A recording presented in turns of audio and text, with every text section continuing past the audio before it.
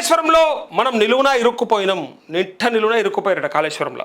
నీళ్ళు ఇస్తామా కేసీఆర్ హీరో. అవు మరి నీళ్ళు ఇస్తే కేసీఆర్ హీరో అవుతాడు. కాళేశ్వరం ఉత్తదే అంటారు కదా, పనికిరాంది అంటారు కదా, దానివల్ల నష్టమే ఎక్కువైంది అంటారు కదా. ఇప్పుడు అలాగే నీళ్ళు ఇస్తారంటే మరి కేసీఆర్ హీరో అవుతాడు. కావాలంటే చూడండి, వ్యూహరాహిత్యంతో అపఖ్యాతి మూటగట్టుకున్నాం, 1,00,000 కోట్ల అవినీతి అని ఆరోపించి తొందరపడ్డాం, కమిషన్ తప్పుపట్టింది కేవలం 7,500 కోట్లనే, సుప్రీంకోర్టుకు వెళ్ళినా లాభమే లేదు, ఉల్టా నష్టం, ఎస్ఎల్పి వేసినా అక్కడ ఇదే తరహా తీర్పు రావచ్చు.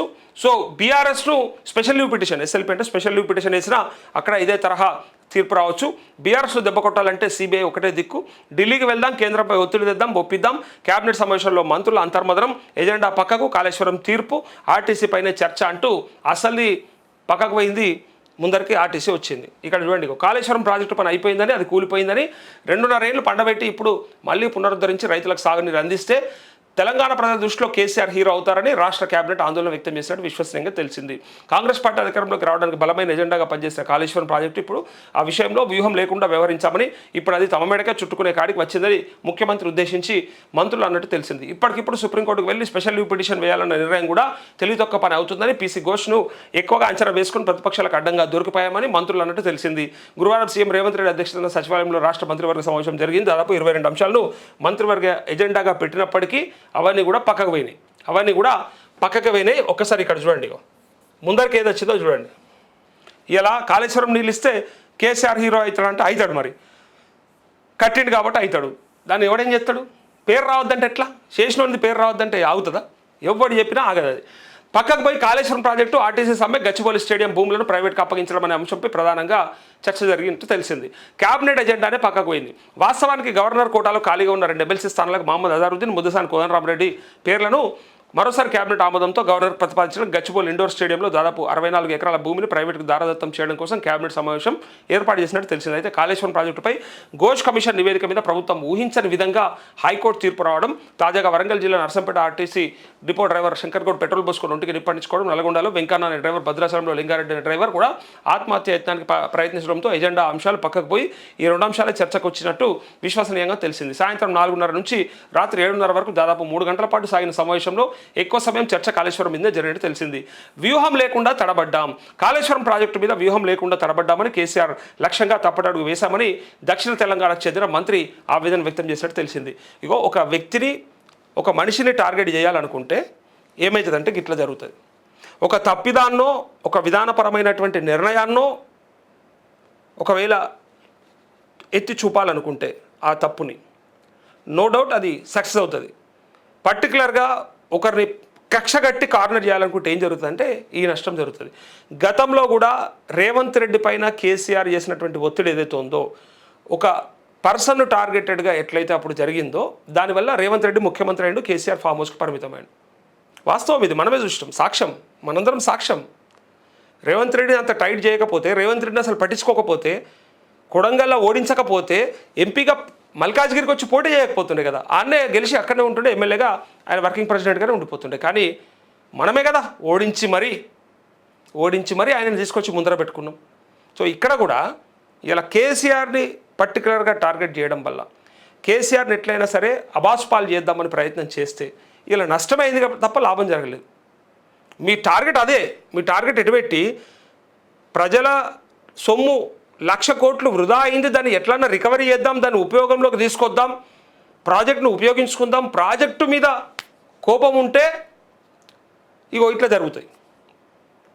కానీ కేసీఆర్ మీదనే కోపం పెట్టుకోరు వీళ్ళు ప్రాజెక్టు మీదనో దాని మీదనో, అంటే ఇవన్నీ కూడా పెట్టుకోవడానికి కారణం కేసీఆర్. మళ్ళీ ప్రాజెక్టులో నీళ్ళు నింపకపోవడానికి, మేడిగడ్డ రిపేర్ చేయించకపోవడానికి, ఇవన్నిటికీ కారణం కేసీఆరే. అంటే నేనేమంటా ఉన్నా, అక్కడ చేసిన నిర్ణయం తప్పైతే ఆ నిర్ణయాన్ని ఇంకేదన్నా మార్పుల చేర్పుల ద్వారా, రిపేర్ల ద్వారా, లేదా ఇంకేదన్నా ప్రయత్నం ద్వారా నీటి లభ్యత అక్కడ లేకపోతే తమ్మిడిహట్టి దగ్గర ఉంటే తుమ్మిడిహట్టి, కాకపోతే ఇంకోటి మీరు ఏం చేయదలుచుకోరో అది చేసి ఫైనల్గా దాని ప్రాజెక్ట్ని నీళ్లు తీసుకొచ్చి రైతులకు సాగునీరు ఇచ్చే ప్రయత్నం చేస్తేనేమో అది గొప్పగా ఉంటుండే. అది కాదా, ఏదైనా పడవ పెట్టి, ఏదైనా ఎండబెట్టి, ఏదైనా నష్టపట్టి, ఏది ఇవ్వకుండా కేసీఆర్నే బదనాం చేద్దామని ఒక పర్టికులర్ టార్గెట్తో ఉండడం వల్ల ఇలా నష్టం ఎక్కువైంది తప్ప లాభం ఏం లేదు. కావాలంటే చూడండి, ఇదే ఇప్పుడు జరిగింది.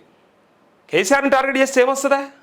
కేసీఆర్ అంటే ఒక వ్యక్తి, కొంత బలమైన వ్యక్తి కావచ్చు, కొంచెం శక్తి కావచ్చు, అంతే తప్ప ఆయన వ్యవస్థ కాదు కదా.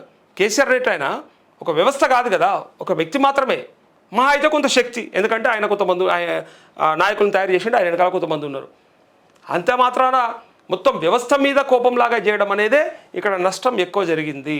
ఇగో కాళేశ్వరం ప్రాజెక్టును ఎన్నికల అజెండాగా పెట్టడంతో సక్సెస్ అయ్యాం, కానీ అధికారంలోకి వచ్చాక వ్యూహాత్మకంగా వివరించలేకపోయామన్నట్టు తెలిసింది. ప్రాజెక్టు కూలిపోయిందని, ఇక పనికిరాదని, 1,00,000 కోట్ల అవినీతి జరిగిందని అసెంబ్లీ ఎన్నికల అనంతరం కూడా విస్తృతంగా ప్రజలకు తీసుకెళ్లి పొరపాటు చేశామన్నట్టు తెలిసింది. ఘోష్ కమిషన్ నివేదిక కేవలం 7,500 కోట్లు మాత్రమే వృధా అయినట్టు నివేదిక ఇచ్చిందని గుర్తు చేసినట్టు సమాచారం. ఈ నేపథ్యంలో కాళేశ్వరం ప్రాజెక్టులో 1,00,000 కోట్ల అవినీతి జరిగిందా లేక 7,500 కోట్ల అవినీతి జరిగిందా అన్నది దానిపై వివరణ ఇవ్వాల్సిన పరిస్థితి వచ్చిందని సిబిఐ కూడా ఇవే వివరాలు అడుగుతుందని ఇగో సదరు మంత్రి క్యాబినెట్ సమావేశంలో అన్నట్టు తెలిసింది. ఢిల్లీకి పోదాం, ఒత్తిడి చేద్దాం, వీళ్ళకుండా అది ఒకటే ఇక అవకాశం. ఇది ఇక్కడ కాదు, ఇక పోయి ఢిల్లీలో పోయి ఒత్తిడి చేద్దామని చూస్తున్నారు. స్పెషల్ లీవ్ పిటిషన్ వేస్తే కూడా మళ్ళీ అదే జరుగుతుంది.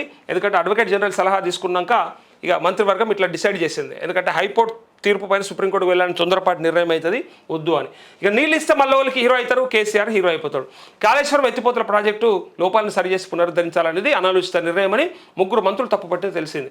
హడావుడిగా మేడిగడ్డకు వెళ్ళి లోపాలను సరిదిద్దడంలో ఎలా ముందుకు వెళ్లాలో ఒక స్పష్టత వచ్చిందంటూ స్వయంగా ముఖ్యమంత్రి ప్రకటించడం మరో తప్పిదమంటూ దక్షిణ తెలంగాణకు చెందిన మంత్రి అభ్యంతరం వ్యక్తం చేసినట్టు తెలిసింది. కాళేశ్వరం కట్టడం జరిగింది, కూలిపోవడం జరిగింది, 1,00,000 కోట్ల అవినీతి జరిగిందని ఇంతకాలం చెప్పి ఇప్పుడు ఆ ప్రాజెక్టును పునరుద్ధరించి రైతాంగానికి సాగునీరు అందిస్తే తెలంగాణ ప్రజల్లో కేసీఆర్ హీరోగా నిలబడతారన్నట్టు సమాచారం. అయితే ఇంతకాలం కావాలని ప్రాజెక్టును పండబెట్టారని బీఆర్ఎస్ చేస్తున్న ఆరోపణలకు మనంతటా మనమే బలం చేకూర్చినట్టు అవుతుందని ఉత్తర తెలంగాణకు చెందిన మంత్రులు ఆందోళన వ్యక్తం చేసినట్టు తెలిసిందంటూ ఒకవేళ నీళ్ళు ఇస్తే కేసీఆర్ హీరో అవుతాడు, రేవంత్ రెడ్డి జీరో అవుతాడు పక్కా.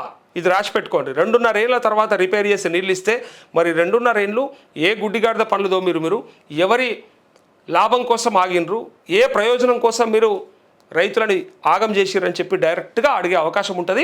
2.5 ఏళ్ళు అయినాక ఎట్లా రిపేర్ అయింది మరి మొదలు గాంధీ అప్పుడే రేయచ్చు కదా రిపేర్ అని అడుగుతారు. దానికి సమాధానం చెప్పుకోవడానికి రెడీగా ఉండాలి. లేదా ఏదైతే మిమ్మల్ని లేవట్టిందో, ఏదైతే మిమ్మల్ని ఎన్నికల్లో గెలిపించిందో అదే మిమ్మల్ని బొంద పెడుతుంది, అదే మిమ్మల్ని ఆగం చేస్తుంది. కావాలంటే మీరు చూసుకోండి, భవిష్యత్తులో అదే జరగబోతూ ఉన్నది. చాలామంది కామెంట్స్ చేస్తూ ఉన్నారు లైవ్లో, ఈవెన్ కాల్స్ కూడా చేస్తున్నట్టున్నారు. అన్న తప్పకుండా మాట్లాడతా అండ్ లైవ్లో ఉన్నటువంటి కామెంట్స్ అన్ని కూడా చదువుతా. మీరు చూస్తున్న వాళ్ళు ఎవరైనా ఉంటే లైవ్లో పెట్టండి కూడా, కామెంట్ సెక్షన్ ఓపెన్ చేస్తాను. భారత్లో వరికి వడదెబ్బ, అతి వేడి గాలులతో గణనీయంగా తగ్గనున్న ఉత్పత్తి, ప్రపంచ వాతావరణ ఆహార వ్యవసాయ సంస్థల హెచ్చరిక, పండ్లు కూరగాయల పంటలపైన ప్రతికూల ప్రభావం, పశు మత్స్య సంపద పౌల్ట్రీ డైరీ ఉత్పత్తులకు గండమే, గంగా సింధు పరివాహక ప్రాంతాల్లో ప్రభావం ఎక్కువ అంటూ ఈ గంగా అండ్ సింధు పరివాహక ప్రాంతాల్లో ప్రభావం ఎక్కువ ఉంటుంది. మనకు వరికి వడదెబ్బ తగులుతూ ఉంది. చూసిరా, మనుషులకు కాదు చివరికి, అంటే నీరు అందించినప్పటికి కూడా ఇప్పుడున్నటువంటి ఈ వేడికి, ఇప్పుడున్నటువంటి ఉష్ణోగ్రతల ప్రభావం వల్ల చివరికి ఇగో వరి వంగడం పైన కూడా ఉన్నది దాని ఇంపాక్ట్. అతి వేడి గాలులతో గణనీయంగా తగ్గనున్న ఉత్పత్తి, దిగుబడి తగ్గిపోతుందంట. ప్రపంచ వాతావరణ ఆహార వ్యవసాయ సంస్థల హెచ్చరిక, పండ్లు కూరగాయలు పంటలపైన కూడా ప్రతికూల ప్రభావం ఉన్నది.